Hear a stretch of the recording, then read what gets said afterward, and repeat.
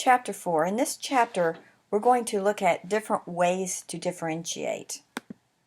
As I mentioned before, pre-assessment is extremely important.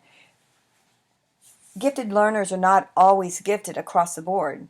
Specific academic abilities are very common among gifted learners. So not all gifted students are going to need differentiation in all subjects at all times. I had an instance of a teacher that when the children were out of class for their pull-out program, when they came back, she would say, well, y'all are gifted, y'all already know this. And this was a math class, and for some of my children, they weren't gifted in math, and they didn't already know it, and it was very frustrating. So a teacher really needs to be very aware of where her students are, and the only way to do that is through pre-assessment. There are various different ways to do pre-assessment. It can be informal with either discussions or KWL charts. You can suggest using anecdotal notes if using discussion type pre-assessments. Some resources have both a multiple choice and an open-ended question type test at the end of the chapter, so you can choose one of these to give the children. You can have a teacher-made pre-test where you decide what exactly these students have to know at the end of the study, at the end of the curriculum unit, and you can create a test. Now I know this takes a lot of time. It's easier if you can find one that's already made. You can have the kids create a mind map or a web about the topic you're going to study. You can give the kids the 5 hardest problems first. If they can do this, they don't need to do all the different questions in the unit. You can have them do a brief writing. You can give them open-ended questions to see what they know, to see where you need to go from there. You can do interest and experience inventories. And the other thing that you can use is technology. I love to use technology to pre-assess the students. One program that I use a lot is Socrative. It's a web tool that you can create tests, and the reason I like this so much is it's so fast. The children can come in, they can do it at their own pace. Now with our latitudes and our venues, the kids are going to have ready access to technology. You can say, okay guys, get in here and take this test, and it does the grading for you. It's quick, it's simple, it's not a lot of wasted paper. This is something I would definitely look into.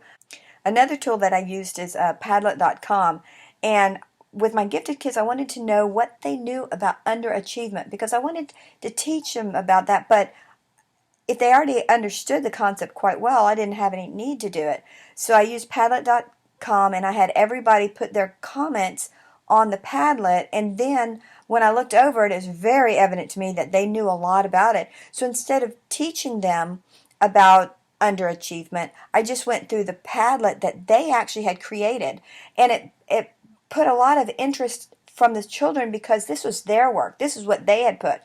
So if one child understood something a little bit more than another child, by going through this Padlet with the whole class, everybody got the information, and it actually created a lot of discussion, and it was a lot of fun. So this is a way that you can use technology to just see what the children know.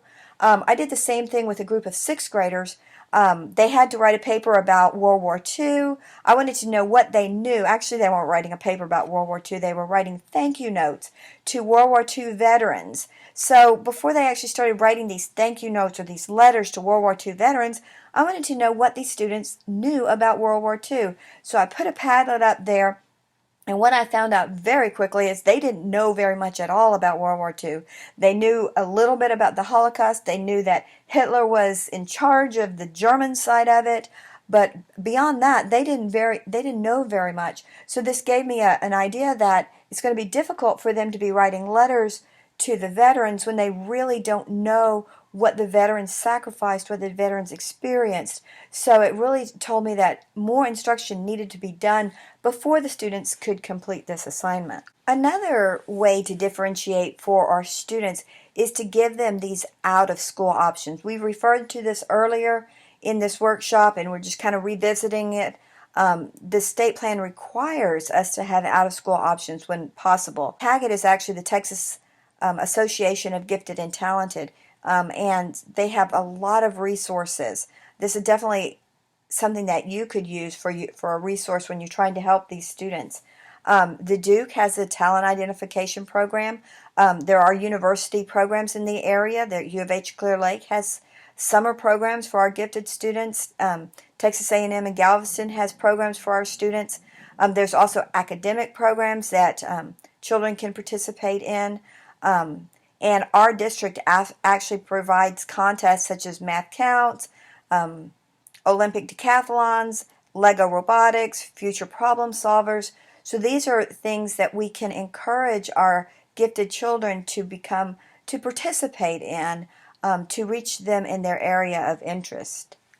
The state plan says that we need to accelerate our students in areas of strength. We need to help them get to the level that they will perform best at. In James Gallagher's report, A Nation at Risk, it goes into extensive detail as to how acceleration is actually good for our students. And I keep referring to this, but so many times it's argued that we can't do that. They need to stay with their age group, but really they need to stay with their academic group when it comes to school. Outside, if they're on a sports team, they need to be with the sports group that fits their need. A student who plays well, I mean, when you get to high school, a child who's really good in baseball may be put as a freshman on the varsity baseball team. Nobody ever argues with that. But when it comes to the classroom, they don't want to do the same thing. And all the research supports that it is in the best interest for the child to put them at their academic level. A Nation Deceived also talks about how we're holding our children back. These are two very famous reports out there that really emphasize the importance of accelerating our students, putting them where they need to be. This may be single subject advancement. A child may excel at math. He needs to be accelerated at math. He may not excel at reading, so he needs to be with his ability level at that with reading, but in math he needs to be accelerated. For some students, they have mastered the curriculum for the entire grade level. They need to skip that grade level. Our district offers dual enrollment. I mean, we have children who get dual credit from San Jack. We have children that go to early college to accelerate their learning and to really meet their needs. It's argued that we need to have early entrance for kindergarten. If the children are ready for kindergarten, they need to be placed in kindergarten. Again, I can't emphasize enough, the state plan tells us that this is what we need to be doing. The next area that we can differentiate in is with our questioning. And this is a really easy way for differentiation. Instruction which includes questioning produces more achievement gains than instruction carried out without questions. Research says that oral questioning is more effective than written. Teachers want to question at all different levels. When you're thinking about this, we think of Bloom's taxonomy, so that all the students in the class can participate. There's two types of questions here. We have skinny questions and fat questions. A skinny question is a question that can be found by rereading. Answers are stated in the text. These questions can be answered in 1 or 2 words. They might be yes or no questions. They're just the basic facts. And then when you get to the fat questions, they may have more than one right answer. They require inference and drawing conclusions. These questions will be answered with lots of information.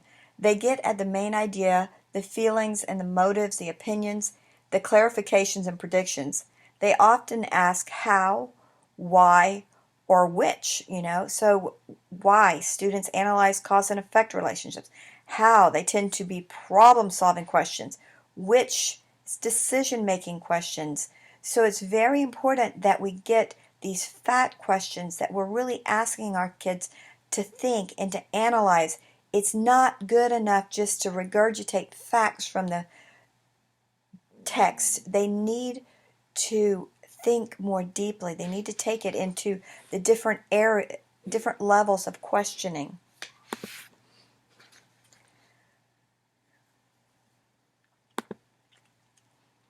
When we're thinking about blooms.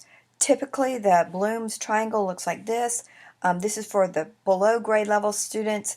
We're going to ask them more knowledge and comprehension questions because we want to make sure that they understand the concepts that we're covering. Then we're going to have some application and analysis. And finally, when we get to the top, the synthesis and evaluation. This is a pyramid that we've seen for a long time. I don't really know if I exactly agree with it because I think all children need to really be thinking. We need to teach our children to think. A lot of times I don't think we really teach our children to think. And I don't know personally whether we should make the assumption that the below level children don't need this extension. However, it is a fact that we want to make sure that they understand the basic knowledge.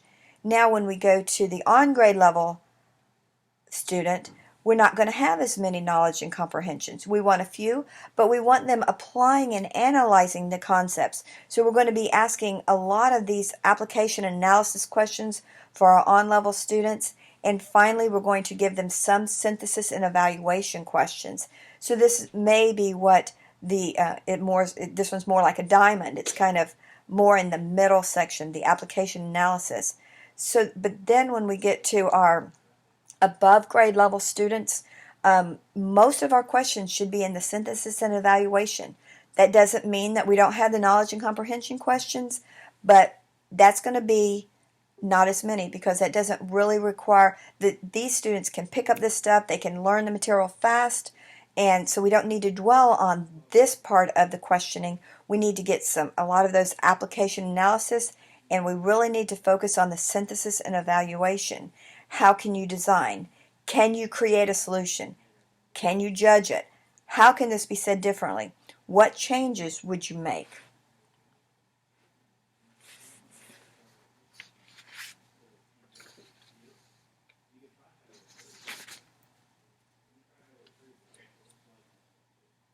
Blooms can also be used to make sure you are asking multiple levels of questions. It can also be used to differentiate your questions without students even being aware of it. Ask questions at all the levels.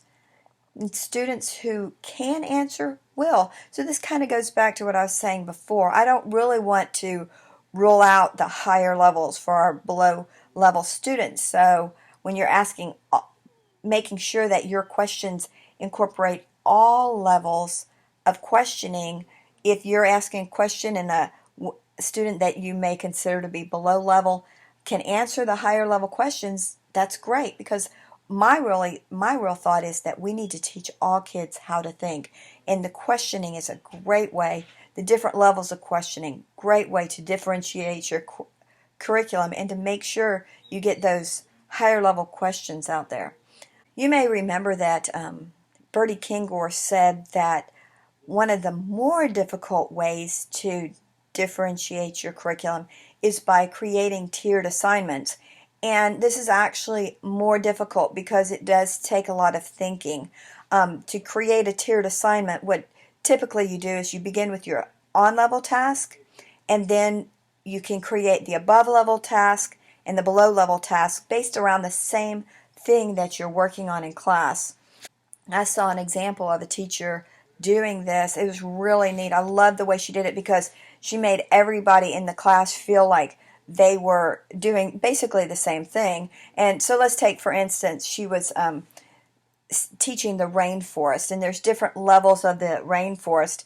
So she found books at the different students' reading levels, and she put the kids in groups according to their reading level. So let's say they were reading on if we're doing a number system, let's say they were reading at a level 5, and then we had another group reading at a level 6, another group reading at a level 7, another group reading level 8. So all the students reading at the level 5 were given books at their level about, let's say, the emergent level of the rainforest. So they all read about the emergent level. Then the next, maybe groups that read at level 6 would be given books at their level about the canopy in the rainforest. And then the kids that read at level 7 were given books about the understory of the rainforest, and kids that are reading at level 8 were given level 8 books about the forest floor. So each group of students was reading books at their level. Then after they've read the books and understood them and created a product about their books or their level of the rainforest, then what they did is they jigsawed these groups so that they redesigned the entire group so that in each group they had one person from each part of the rainforest. So the kids that were reading at level 5 were teaching all the rest of the students in their group about the emergent level. The kids that were reading at level 6 were teaching all the kids in their group. So this way, the kids were all working and reading at their level, but they were all doing the same activity. And when they came together, there wasn't one group that was standing out from the other group or whatever. So this was a really kind of neat way to tier a lesson. Curriculum compacting is also an area that Bertie Kingor said is a difficult thing to do, and it actually is quite difficult if you're doing it on an individual basis. Basically, what curriculum compacting is teaching only what the students don't know already. You begin with a pretest, of course, and find out what the students already know, and then you don't teach that part of the curriculum. If they already showed mastery of it, you don't teach it. By doing this, the curriculum is more compact. You can finish it quickly, and then you can move on to other topics of interest. Compacting can be done when you find that the entire class knows a concept well, or it can be done in small groups, or it can be done with individuals. So obviously the easiest thing in curriculum compacting is if you give the whole class a test and you realize everybody in the class knows what fractions are. So basically you don't need to teach what fractions are. You maybe want to go on to a little higher level of how are fractions used and things like that. So you wouldn't reteach it. I tell the teachers you don't have to teach the TEKS. All you have to do is you have to assure that the students have mastered the TEKS. So if they come to you having mastered the TEKS, you don't need to reteach it because they already know it. So you skip that part and you move along. Like I said, the easiest way is if you can do it, the test, and you realize the whole class knows it. What makes it very difficult is when you have that one student in your class, you give the test and they know everything you're going to study. Now what makes it difficult is you've got to come up with a plan for this student and create a contract, and because you don't want the student idly sitting there just working on whatever. It has to be very curriculum oriented, and it doesn't necessarily have to be teacher driven.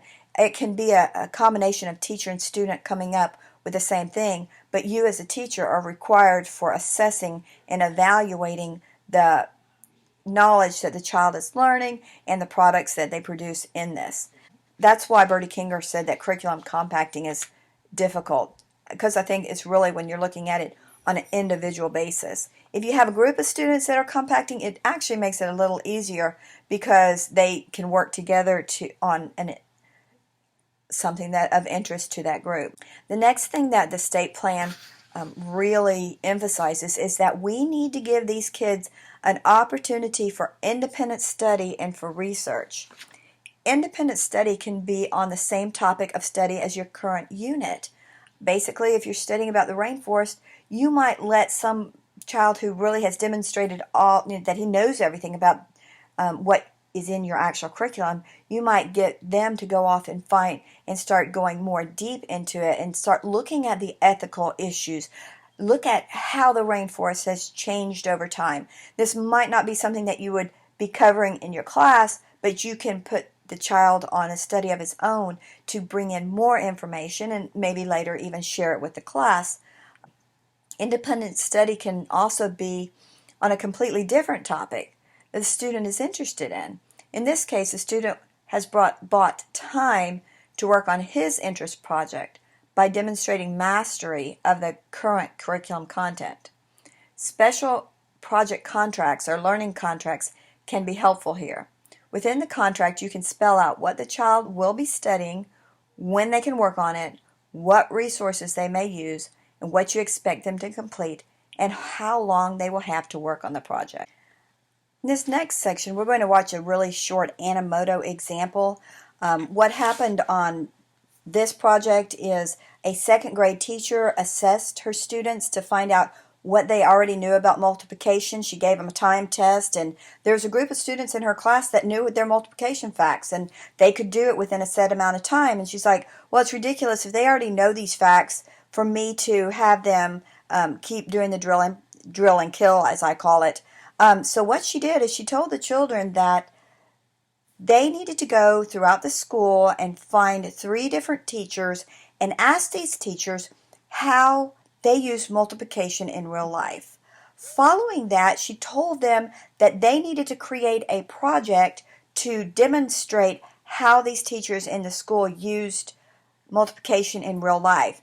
And a few of those students were my gifted students that had been in my class, and I had taught them how to use Animoto. And so they decided, after they did their research, asking the teachers how they use multiplication in real life, they decided that their product would be an Animoto. So I'm going to have you look at their short little clip that they created about using multiplication in real life.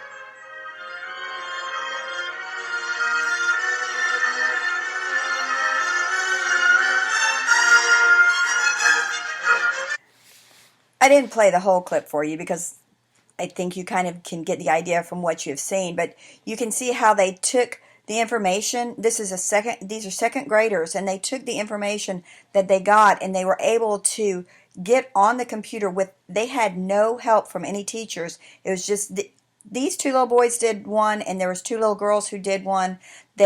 Together they figured it out, they problem solved. This is clearly higher level for elementary school students, that they were able to find those numbers. I was impressed. I was amazed. They got the symbols, they got the numbers, they were able to write the information, they were able to incorporate that into a technology program that they had learned already.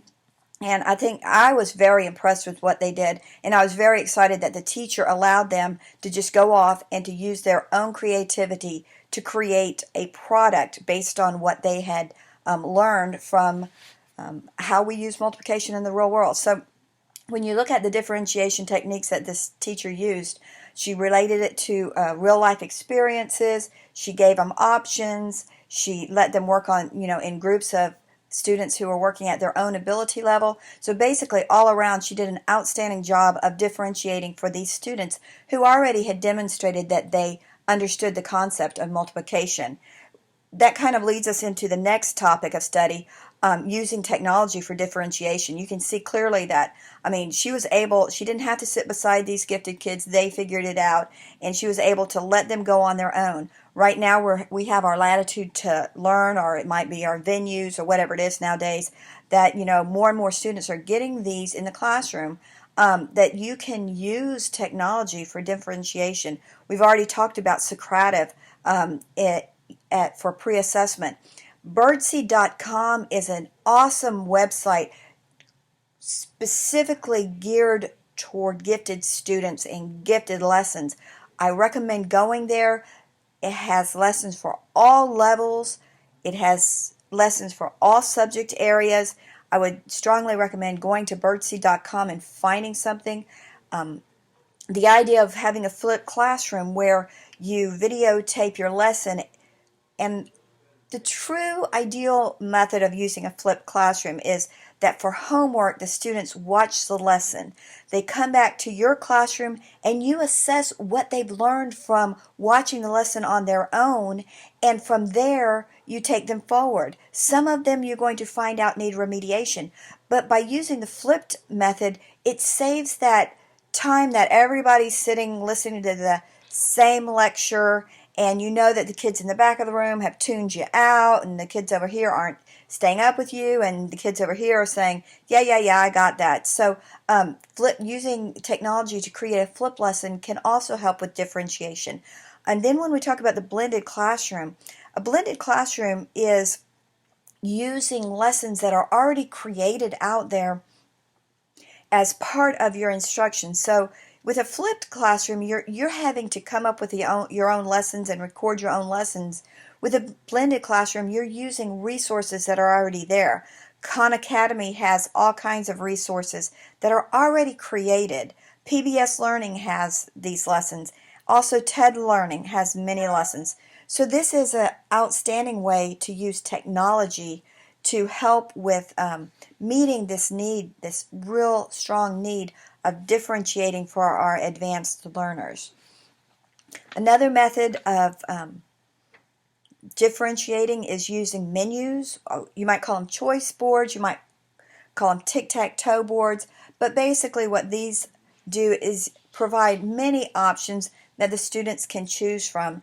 And for our gifted kids, voice and choice is critical. They need to have a say in what they're going to do. They need to buy into it. They need to take ownership of it. So by creating a menu or choices that they can choose from, a lot of students are more motivated and really develop some high quality products that we ourselves probably wouldn't ask of them. But when you set them off on their own, a lot of these children just take it to such extremes that I'm always in awe. My 5th grade class, I give them their choice of what their products are going to be, and they come up with these things that I would never have expected them to do. So by giving them options, it really helps with differentiation. Menus basically offer students options for demonstrating what they've learned or for how they'll learn a concept. It could be used with research on a particular topic or a set of topics in a subject. It could be done individually, or you might let a group of students work on a menu. Menus have shown to increase student motivation because they have some control over the assignment. Now, when you're using a menu or a choice board, tic-tac-toe board or whatever, it's very, very important that the product that the student makes is not your primary emphasis. When we're looking at things, we shouldn't be grading it on how well they colored or how neat the project is. That might be a minor component, but the major component is what did the child learn from this, and how did they demonstrate the learning through the product they created. So really, when we're working with choices and we're working with menus, we want to stay within our curriculum because that is the emphasis of school. That's what we're trying to teach the kids. Not how beautiful the project is, but what did they learn, and did they demonstrate that they truly learned something?